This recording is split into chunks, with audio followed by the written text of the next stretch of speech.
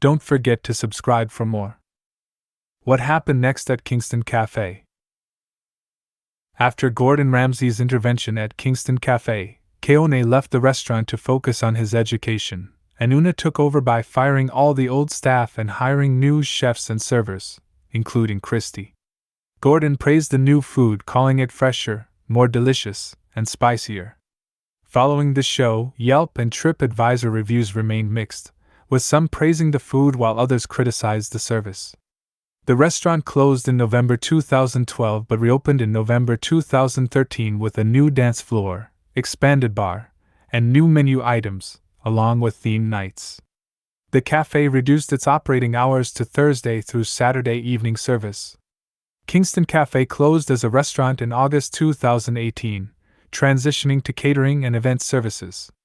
The cafe posted a notice about this change, stating they would now provide services for weddings, birthdays, and other events. Keone, after leaving the restaurant, transitioned to branding and marketing.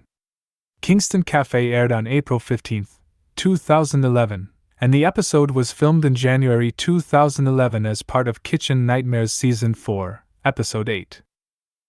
Now let's read some reviews for Kingston Cafe.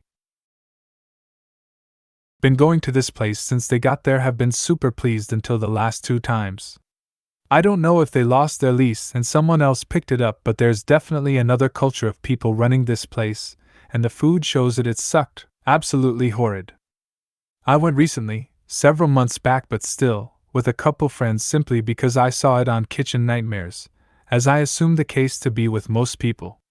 Upon walking in, there was no hostess, no one at all in the front of the restaurant, and as is shown on KN, the layout is confusing, so in order to find the main dining room we wandered for a moment. Still hadn't seen anyone, of course, customer or employee. We finally find the completely empty main dining room and seat ourselves.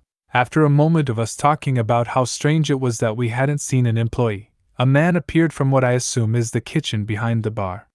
He hops on over and hands us menus and asks us for our drink orders, which we give, and he hops away. Literally, this man was bouncing as he walked. He comes back about 7 minutes later with our drinks, none of which have ice, and asks for our food order.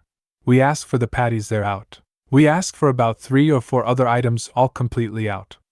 Cool, alright, we finally settle on something they have and get 2 entrees and an app between the 3 of us.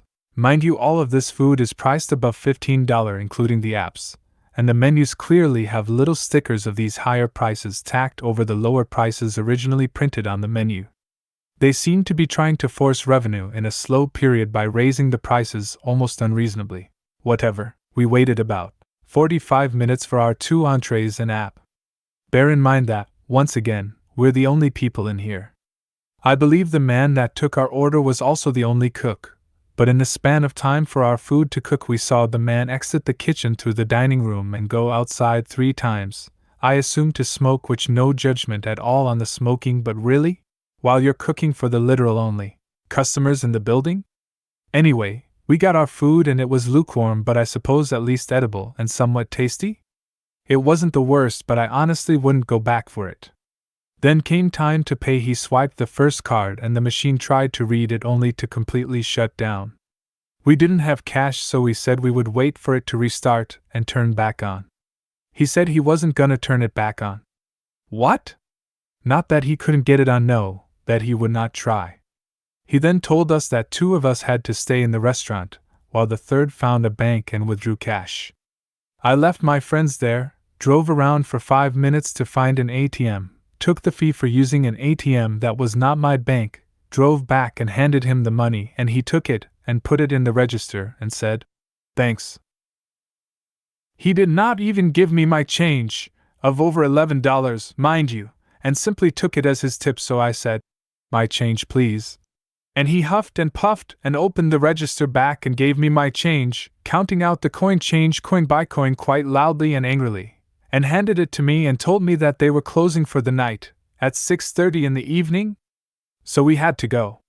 Overall, not the best part of my Californian vacation, and no, I wouldn't go back. Looks like it's closed now anyway. Came here to listen to a friend's band. The entertainment was awesome. However, the service was beyond horrible. The owner was straight out rude. We couldn't order drinks or food. The bartender couldn't serve any drinks because the owner wouldn't allow him to. The only reason we stayed was for the entertainment. Now subscribe and check out some of my other videos.